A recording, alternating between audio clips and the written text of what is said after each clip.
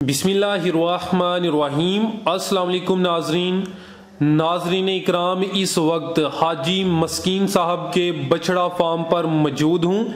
इससे कबल पिछली ईद से पहले हाजी साहब का इंटरव्यू किया था। उस वक्त इनके पास 25 जानवर थे और उस वक्त इनका जो शेड है वो भी प्रॉपर नहीं था, लेकिन अब माशाल्लाह इनके फार्म पर 50 के करीब सेहतमंद और खूबसूरत बछड़े हैं। ये आप देख सकते हैं। इनकी सेहत देखकर, इनकी खूबसूरती देखकर यकीन माने बहुत ही ज़्यादा दिल खुश हुआ है। तो हाजी साहब जो बछड़े हैं वो ईद के लिए तैयार करते हैं। तो माशाल्लाह हाजी साहब ने इस काम में कामयाबी हासिल की है और इस काम को बड़े अच्छे तरीके से चला रहे हैं। आज मैं आया था इनके पास वीडियो बनाने, लेकिन हाजी साहब खुद वंडा बनवाने गए थे या अपने जानवरों के लिए वंडा खुद बनवाते हैं। हाजी साहब ने पिछली वीडियो में भी यही जिक्र किया था कि आप काम खुद करें, सिर्फ लेबर पर इन्हिसार ना करें। इसके अलावा जो आप अपने जानवरों को खुराक खिलाते हैं आपको उसका भी इल्म होना चाहिए। खास तौर पर जो वंडा है, हाजी साहब का कहना था कि वंडा खुद तैयार करें और अपने जानवर को खुद खिलाएं। तो इनकी कामयाबी का यही राज है कि ये खुद भी मेहनत करते हैं, इसके अलावा अपने जानवरों को अच्छी खुराक देते हैं, अच्छा वंडा खिलाते हैं। तो आज की इस वीडियो में मैं आपको हाजी साहब का जो फार्म है और अभी इनके पास माशाल्लाह 50 के करीब जो जानवर हैं वो मुकम्मल तौर पर दिखाऊंगा। इसके अलावा जो पिछली ईद से पहले हाजी साहब का इंटरव्यू किया था वो भी स्क्रीन पर चलाऊंगा और उनके पिछले जानवर और जब वो जानवर थे और जो शेड था पहले वो दिखाऊंगा। और आप माशाल्लाह देखेंगे कि 1 साल से पहले ही हाजी साहब ने कितनी तब्दीली कर ली है। और अगर इंसान मेहनत और लगन से काम करे तो यकीनन कामयाबी हासिल होती है, महीनों में नहीं बल्कि दिनों में। तो चलिए आज की इस वीडियो में आपको हाजी साहब का फार्म, इनके जानवर और हाजी साहब का जो पहले इंटरव्यू किया था वो दिखाते हैं। तो इंशाल्लाह मैं जल्द कोशिश करूंगा कि हाजी साहब का एक फ्रेश इंटरव्यू भी करूं। तो चलिए स्टार्ट करते हैं। अस्सलाम वालेकुम। वालेकुम सलाम। सर आपका तारफ? सर मेरा नाम मस्कीन अली कुमन, सिलडस का जिला सियालकोट, पिंड मेरा पांजगरे कुमन। अच्छा सर, ये जो आपने बछड़ा फार्मिंग कर रहे हैं ये कितने सालों से कर रहे हैं आप? ये 2 साल से। इससे पहले क्या काम था आपका? इससे पहले मैं सऊदी अरेबिया में था, उससे पहले दुबई में था। तो जिम्मेदार घराने से तल्लुक है हमारा, ज़ाहिर है हम इसी फील्ड को ज़्यादा तरजीह देते हैं। अच्छा सर, आपने ये खास तौर पर बछड़ा फार्मिंग का क्यों इंतखाब किया है? बछड़ा फार्मिंग इसलिए ज़्यादा बेहतर इंतखाब मेरा इसलिए है कि इसमें कुर्बानी के रेट्स थोड़े अप हो जाते हैं। वैसे अगर आप फैटरिंग का काम करते हैं तो वो ज़ाहिर है जानवर की कीमत उसके वजन के हिसाब से होगी। कुर्बानी के जानवरों की जो कीमत है ना वो कुर्बानी ज़्यादा चार्जेज होती है, यानी ज्यादा पैसे मिलते हैं, ज़्यादा पैसे, मुनाफा अच्छा है इसमें। हाँ। अच्छा सर, ये कौन सी नस्ल के जानवर हैं आपके पास? साहिवाल नस्ल के हैं, एक तो देसी है, बाकी ज्यादा साहिवाल के हैं और एक चोलस्तानी है। एक सवाल यहाँ पे ये बन रहा है कि आपने साहिवाल और चोलस्तानी नस्ल का इंतखाब ही क्यों किया? इसके अलावा बाकी नस्लें भी तो हैं। बाकी नस्लें भी हैं, वो थोड़ी कास्टली भी हो जाती हैं। कुछ एबलक है, नुकरा है, ब्राह्मण है, ठीक है, वो थोड़े कास्टली हो जाते हैं। ये कस्टमर की रेंज के मुताबिक होते हैं और ग्रोथ भी ठीक है इनकी। ठीक हो गया। तो साहिवाल नस्ल हमारे सियालकोट के एरिया में खास तौर पर ये जो रेड है, रेड गोल्ड, इसको रेड गोल्ड बोलते हैं इसको। जी जी। तो ये बहुत अच्छा है। यानी रेड गोल्ड सियालकोट में एक तो पसंद किया जाता है, प्लस इसकी कास्ट लोगों की रेंज में होती है और इसका गोश्त भी ज्यादा बढ़ता है। इन 2-3 खूबियों की वजह से आपने इसका ये हमारी पाकिस्तानी ब्रीड है, इसमें दूसरी ब्रीड से इसका गोश्त का टेस्ट अच्छा है। ठीक हो गया। ये वजन बहुत ज्यादा करता है। ठीक हो गया। अच्छा सर, ये जानवर आपने किस इलाके से खरीदे हैं? ये मुल्तान मंडी से खरीदे सभी। तो कोई मुल्तान मंडी का खास है जो वहाँ से आप खरीदने गए? इसके अलावा और मंडियाँ भी तो हैं यहाँ? पहले बहावलपुर गया था पिछले साल में। अच्छा। तो करना चाहिए जहाँ से मुनासिब मिले। मेरे को मुल्तान मंडी जो है बहावलपुर से मुनासिब लगी है। उधर एक तो खर्चा नहीं है, जानवर का जो मंडी के रेट्स हैं वो नहीं है। ठीक है।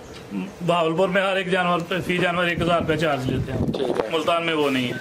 दूसरा मुल्तान मंडी में माल ज्यादा आता है, ठीक है, इजीली आपको चॉइस मिल जाती है, अपनी जैसा भी जानवर आप लेना चाहें मिल जाता है। ठीक है, यानी मुल्तान मंडी एक तो आपको टैक्स नहीं लगता, एक वैरायटी ज्यादा दस्तयाब है, इसलिए आपने मुल्तान मंडी का इंतखाब किया। जी बिल्कुल। वहाँ पे रेट्स भी क्या दूसरी मंडियों से कम है? नहीं, रेट्स तो ज़ाहिर है जिस मंडी में कस्टमर ज्यादा होंगे जी, जब आप मंडी जाते हैं अगर ग्राहक ज्यादा है माल कम है तो रेट अप हो जाता है। आपको ये जो बछड़े आपने लिए थे कितने माह पहले लिए थे?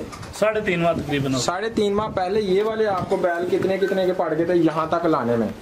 ये तकरीबन 95,000 में मेरे को एक पड़ा था। 95,000 में आपको ये यहाँ तक लाने में पड़ गया था। अच्छा, तो आप अब इनको पाल रहे हैं ईद पे सेल करने के लिए, तो आपकी इनकी पालने की डेली रूटीन क्या है? यानी किस वक्त इनको चारा देते हैं, किस वक्त पानी पिलाते हैं? सुबह 6 बजे इनको वंडा तोड़ी देते हैं, उसके बाद सब्ज चारा देते हैं, ठीक है, उसके बाद 10 बजे इनको पानी पिलाते हैं, ठीक है, दोबारा फिर 3:30 बजे 4 बजे इनको चारा तूड़ी वंडा दोबारा डालते हैं, शाम को फिर इनको पानी देते हैं। वंडे तूड़ी में भी पानी खड़ा होता है, ठीक है, जिसको चाहे पानी पिए वंडा का है। ठीक है। अच्छा सर, ये तो आपने इनकी डेली रूटीन बताई, आप कहते हैं कि इनको मैं फर्स्ट टाइम भी और सेकंड टाइम भी वंडा डालता हूँ, तो कौन सा वंडा आप इनको डालते हैं और कितनी मिकदार में डालते हैं? बाजार में बहुत वंडे मिलते हैं, ठीक है, लेकिन जो भी कंपनियां हैं जी, हर एक कंपनी का 200 से 300 पर बैग जो उनके जोनल मैनेजर वगैरह हैं उनकी कास्ट होती है, तो ज़ाहिर है वो कस्टमर को क्या देंगे। ठीक है, हम हमेशा अपने वंडे पे इंतखाब करते हैं, बाजार से जो भी चीज साफ सुथरी मिल जाए जी, हम क्वालिटी पे समझौता नहीं करते, क्वांटिटी कम कर लेते हैं, वंडा अगर महंगा पड़े थोड़ा कम डालो लेकिन अच्छा वंडा डालते हैं। आजकल आप क्या खिला रहे हैं? मैंने सोयाबीन, मकई, गंदम, ठीक है, सरसों है, ठीक है, शीरा राब है, इन सारी चीजों को मिक्स करके अपना वंडा तैयार किया। ठीक हो गया, ये आपने अपना खुद से वंडा तैयार किया। आपको ये जो आप इनको रोजाना का कितना वंडा दे देते हैं टोटल? 6 kg अभी एक जानवर को डेली 6 kg डाल रहे हैं। पहले माह 3, बाद में 4, फिर 5, अभी 6 की हो गया। आपके जानवरों का रोजाना का खर्च कितना है?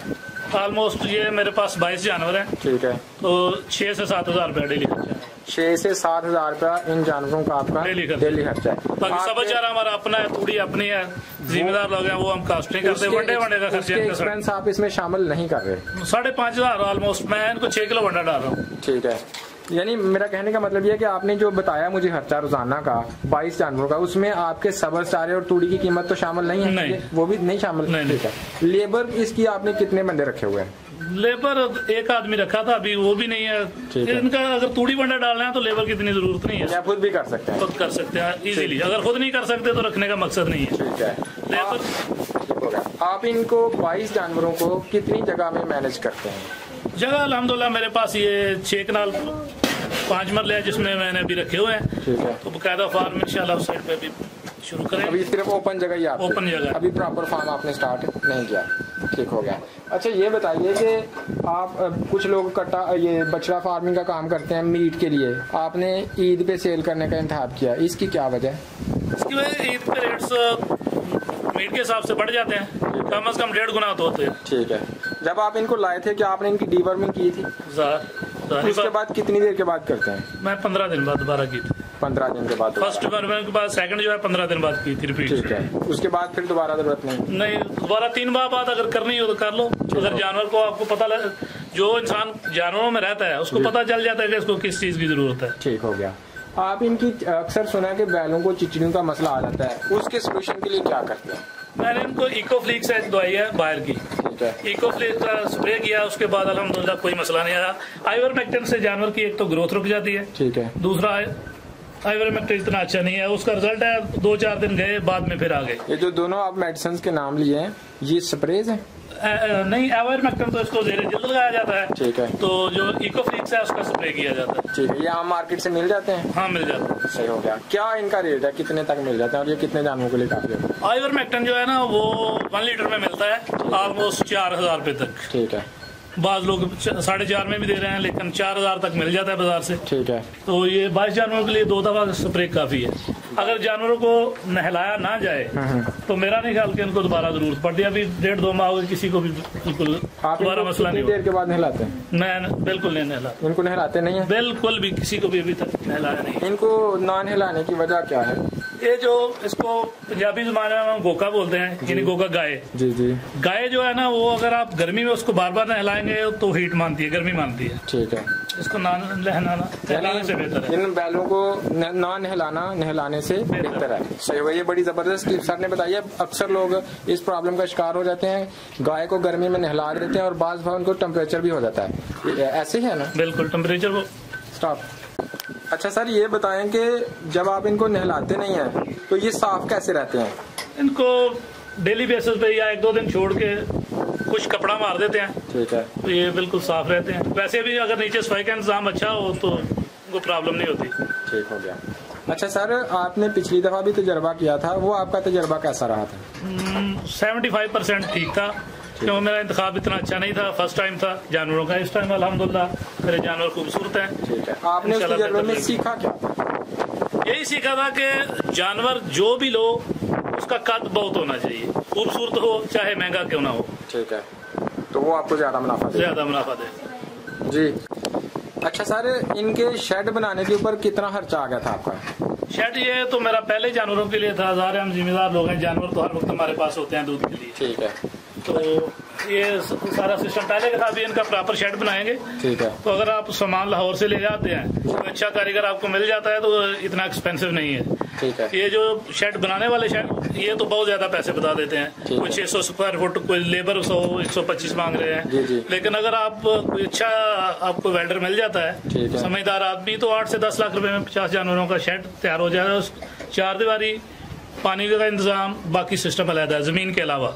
अगर लोहे का शेड आप तैयार करते हैं तो 10 लाख में 50,000 का जानवर इजीली 50 जानवरों का शेड हो जाता है। 10 लाख में, जिसमें 4 दीवारी, उनके पानी का इंतजाम, उनके वो लहदा है। ये सिर्फ शेड का शेड ये 10 लाख में इजीली तैयार हो जाता है। जबरदस्त।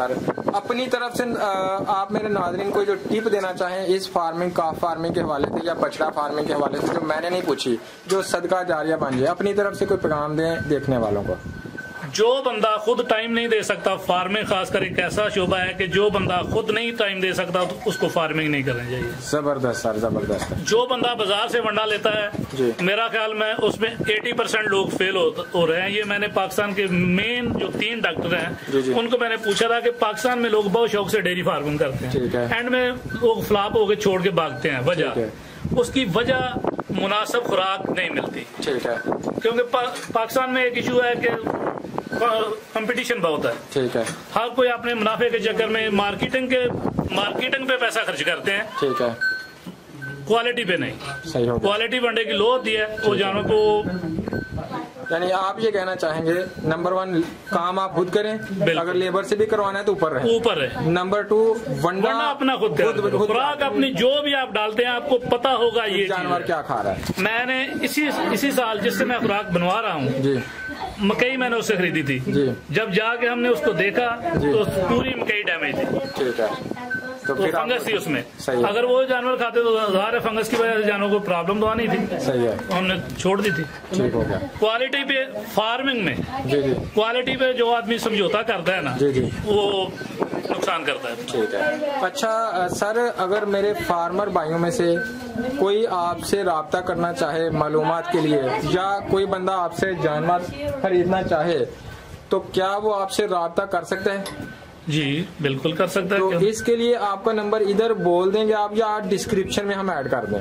बोल भी देता हूँ, डिस्क्रिप्शन में ऐड कर लें। 0310 जी 72 72 जी 50979 0310 जी 7250 तो जी नाजरीन, ये जबरदस्त किस्म के देसी खुराक पे पले हुए बैल अगर आप खरीदना चाहते हैं तो इस नंबर पे आप राब्ता कर सकते हैं। इस ईद उल अजहा पे इससे बेहतर शायद आपको ना मिले, जो इतनी अच्छी खुराक पे और इतने ट्रस्टेड बंदे से खुद तैयार किया है।